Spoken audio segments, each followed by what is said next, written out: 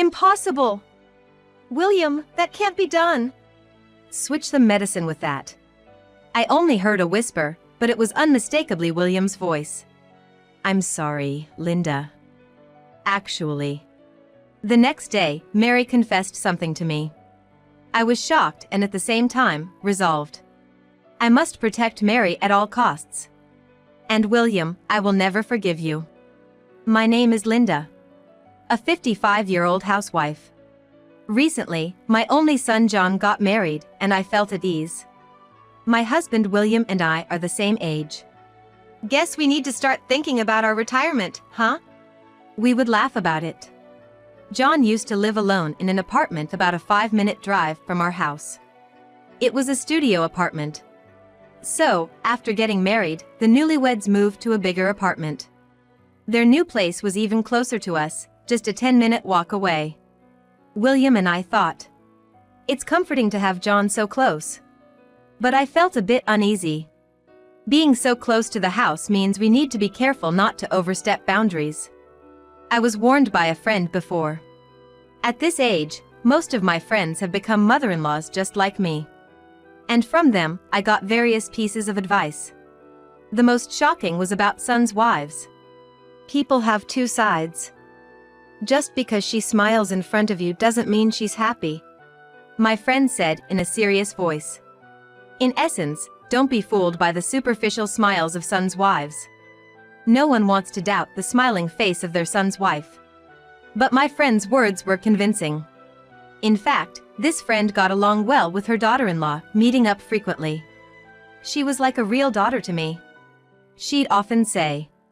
However, it turned out the daughter-in-law had been forcing herself to accommodate herself to her mother-in-law. One day, her pent-up frustrations exploded and she got angry. They almost broke off their relationship, but somehow they managed to calm things down. At the end of the day, we're strangers. A proper distance is crucial. I remember the tired sigh and the lonely look on my friend's face. Mary, who married John, is a really nice girl. Always smiling and great at listening to others. Truly adorable. I wondered how such a nice girl ended up marrying John.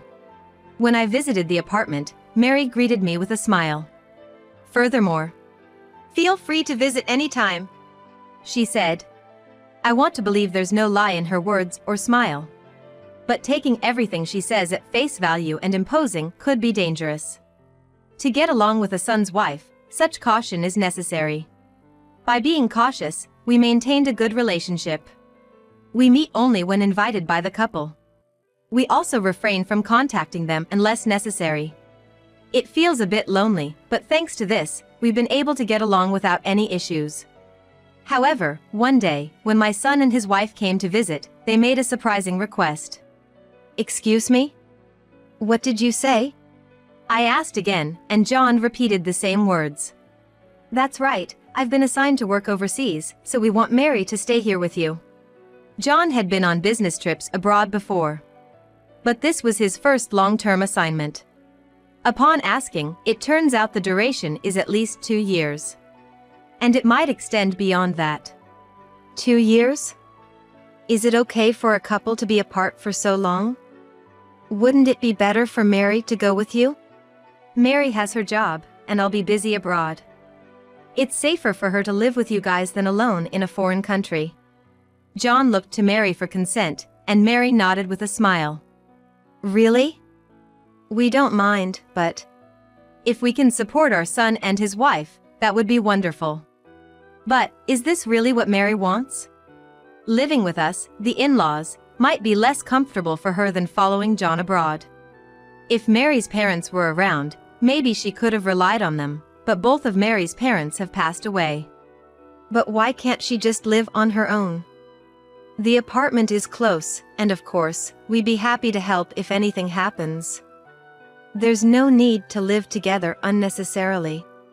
Thinking it would be better for Mary, I suggested this to the couple. But, for some reason, that won't work. Mary immediately said. Mary has some bad memories from the past, and she can't live alone. Mary nodded. Is that so? I'm sorry for not knowing. No, it's fine. Then, living together might be the only option. At that moment, William, who had been silently observing, said, "If that's the case, she should stay with us. There's no need to hesitate. Mary is our daughter now." William smiled at the couple. "Besides," he added, "I often come home late from work. It'd be better for Linda to have Mary around than to be alone." True, William doesn't start work early, but he often comes home late. It's reassuring not to be alone at such times. Yes, if Mary is okay with it, let's live together happily. Indeed, there are benefits to living together. Not only drawbacks. And unlike me, a housewife, Mary has a job. We won't always be together. Maybe we could make it work. Thank you. I'm looking forward to it. Us too. And so, Mary began living with us. I was nervous about living together, but Mary was indeed a good person. "Linda, good morning. Would you like to join me for breakfast?" When I woke up, there were delicious-looking scrambled eggs, sausages, and soup on the table. "Oh, thank you. I'm so happy to have someone cook for me, it's never happened before. But, it must have been a lot of work." "No, I was making some for myself anyway. I hope it's good." "Let's eat." "Yes, it's delicious." "I'm glad." Mary has a job, so I did most of the housework. But Mary never dumped everything on me. Instead, she actively helped with the chores. John really has an eye for people. Marrying someone as wonderful as Mary, he's a lucky guy. I looked to William for confirmation. Indeed. And he smiled. Living together seemed problem-free. However, about a month into our living together, I noticed a change in Mary. She still did housework between her job duties but started to stay in her room unusually often. After meals, she'd head straight to her room and not come out until morning. Even in the morning, she used to have breakfast with us, but now she'd leave for work before we even woke up. Did I do something to make her dislike me? It's lonely. I told this to William, who returned home late. Are you thinking too much? Mary might just want some alone time. That may be true, but I feel like she's avoiding us. Living together with us. Mary has to be considerate of us every day. Maybe she's tired of it. As I pondered, William patted my shoulder. Don't be too anxious. It's bad for your health. Don't fall sick again. I had previously been hospitalized for a stroke. Remembering that, William looked worried and stroked my back. I'm fine. I'm taking my medication properly. But maybe I am overthinking it. After that, Mary avoided me even more, but I tried not to mind it. Weekdays were okay, but weekends were hard. On weekends, William would go out alone. So, I often went out with Mary. Even if we didn't go out, we chatted at home while eating snacks and spending time together. But recently, Mary would refuse even if I invited her. Moreover, she started going out every weekend. Are you going out now? I casually asked Mary as she was heading to the entrance. Mary looked puzzled and said, "This has nothing to do with you. Please leave me alone." Then Mary hurried out of the house. I understood she was rejecting me. Having been close at first, I was more shocked than I imagined. Since then, I've also started avoiding Mary somehow. Will things stay this way until John returns from abroad? Maybe it would be better for both of us to stop living together now. I wanted to talk to William, but, as luck would have it, he was not around. William had been away on a business trip for 2 weeks. The weekends were painful for me, so I tried to go out as much as possible. I didn't want to run into Mary. When I got home, I could hear Mary's voice coming from her room. It sounded like she was talking to someone. Since Mary wouldn't invite guests over without telling me, she must be on the phone. I'm home. I called out and approached her room. As I was about to quietly open the door, I realized Mary was on a call. She was indeed on the phone. Convinced, I thought not to disturb her call and was about to leave. When Mary raised her voice. It's impossible, William. I can't do that. I definitely heard William's name. William was supposed to be on a business trip. It seemed unlikely he would contact Mary from there.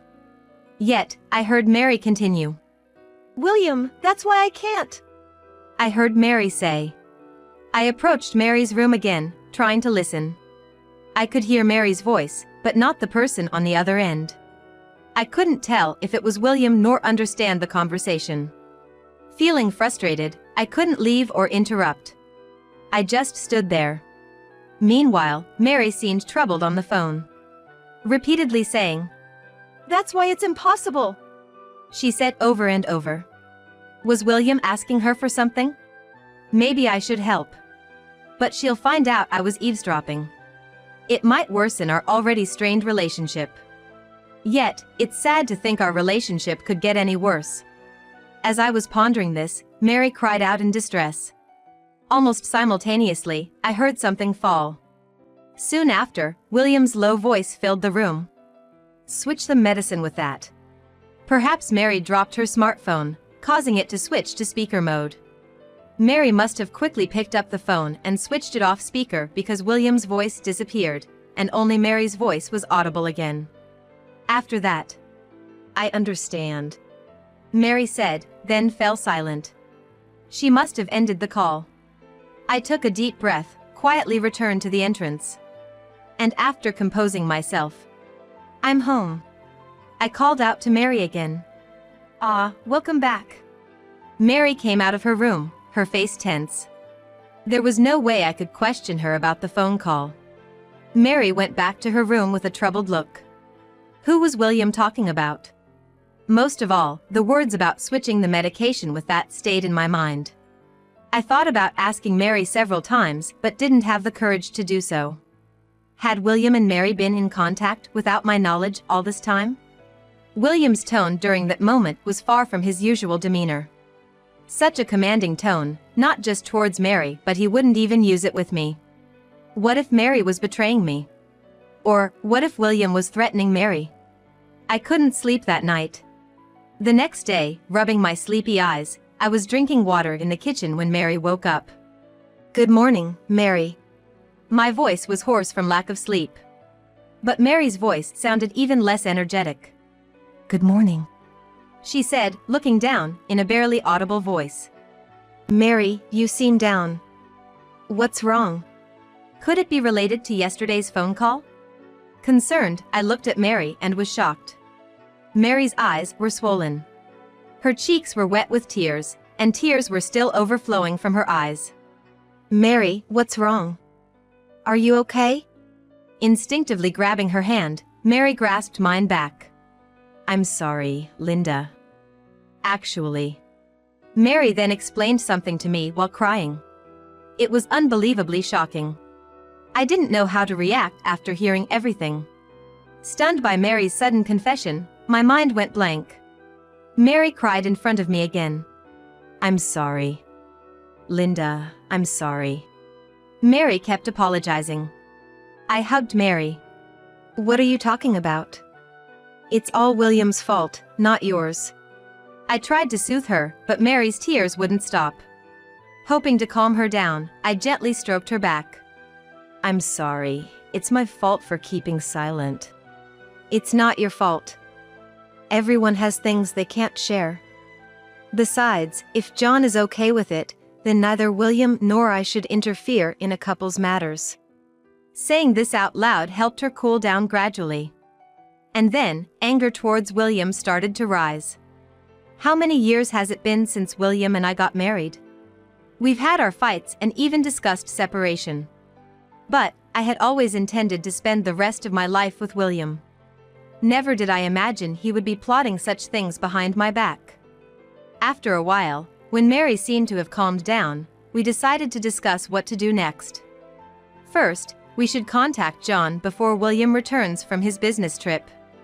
For Mary, she thought, I don't want to interfere with his work. But that's not right. He would consider you more important than his job. How would John feel if he found out you've been struggling like this? After hearing this, Mary silently agreed. We tried contacting John, but couldn't reach him. Maybe he was busy with work or asleep.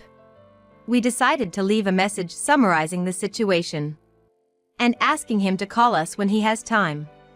2 days later, William returned from his business trip. I'm exhausted," he repeated, handing me his bag and jacket. I took them, saying, "Welcome back," without really meaning it.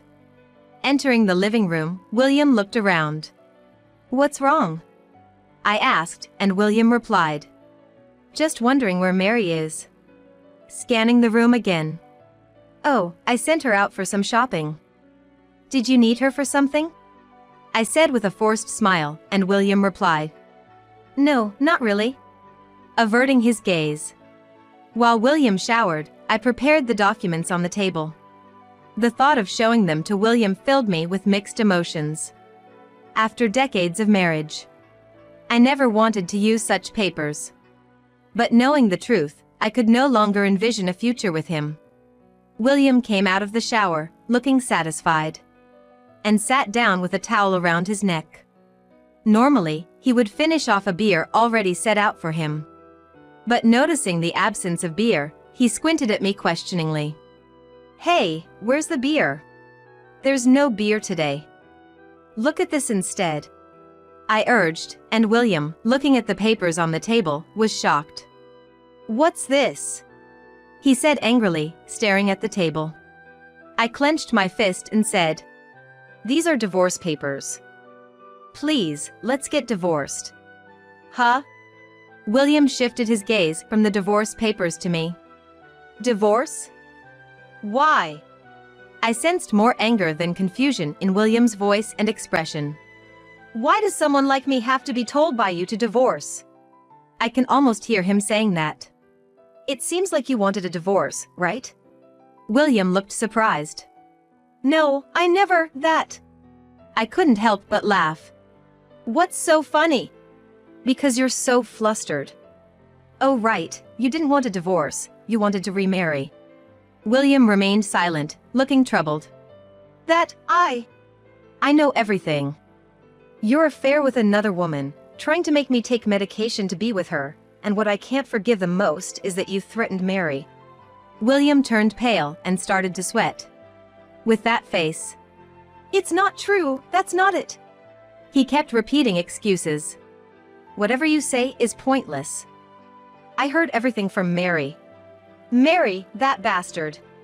Mary had debts before getting married. It seems William found out when she was talking to John about it on the phone. The reason she couldn't live alone was because she wanted to use the rent money to repay the debt. Knowing she had no money, William must have thought he had the upper hand. He had Mary doing menial tasks behind my back. Mary, afraid of being thrown out, couldn't stand up to William. Apparently, Mary was keeping an eye on William every time she had a day off to break free from him. That's when she witnessed William cheating. When she confronted him, "Linda will be the one who's sad," he brazenly responded. And then, brazenly, since it was out in the open, William ordered Mary to switch my medication. "So, you thought of getting rid of me because I was in your way?" Yes, shockingly, the person William was talking about over the phone was me. Having had a stroke before, there's a medication I must take daily. Without it, I'm prone to blood clots, and unluckily, it could be fatal. William was planning to swap my medication with something else. Of all things, to swap it with a vitamin pill, huh? For most people, it's just a supplement, but for me, it's poison. Depending on the type of vitamin, it could increase the risk of blood clots. In other words, William was after my life. "Anyway, I can no longer stay with you. Please, let's get a divorce. We'll discuss the money for the divorce proceedings through a lawyer later." William looked frustrated and then turned his gaze to Mary, who returned. "Mary, how dare you do this? You know what will happen, right?" Mary showed a momentary look of fear, but when I took her hand, she glared back at William. "I know. It's okay now. I have Linda." "What? Getting cocky, aren't you?" William seemed ready to pounce at any moment. But just then, there was a noise from the entrance, and John appeared. "Are you okay?" John stood in front of William, shielding Mary. John, why are you here? I got a call from Mom and rushed back from overseas. Dad, I'm disappointed. What have you done? At first, I just wanted to exploit a weakness and leave. But then, I needed money. Either way, it's despicable. I don't want to see your face anymore. Just leave. Wait. Are you okay with this, Linda? Saying such things. You're a housewife without an income. You won't be able to live. Don't worry. I'll get the money for the divorce proceedings from you. Besides, this house was inherited from my parents, so don't act so high and mighty. William was still saying something so arrogant, but I'll call the police, I said, and he left. Afterward, William and I divorced. William had been secretly supporting his mistress, and some savings had been spent. I feel like I understand why he needed money. As a substitute for the money for the divorce proceedings, I took all his remaining savings. William's life from here on is on zero savings. Relationships broken off by his son, it's going to be quite hard. Whether his mistress will stick with him through this kind of life is questionable, but I couldn't care less. John went back to work the day after everything was settled. Mary and I are still living together. I repaid Mary's debts with the money I got from William. My son and his wife wanted to repay it themselves, but considering the interest rate, it seemed wasteful. Since it was William's money anyway, I wanted to use it up quickly. The regular meals between my son's wife and I are now my greatest joy. We want to keep getting along well until John returns home.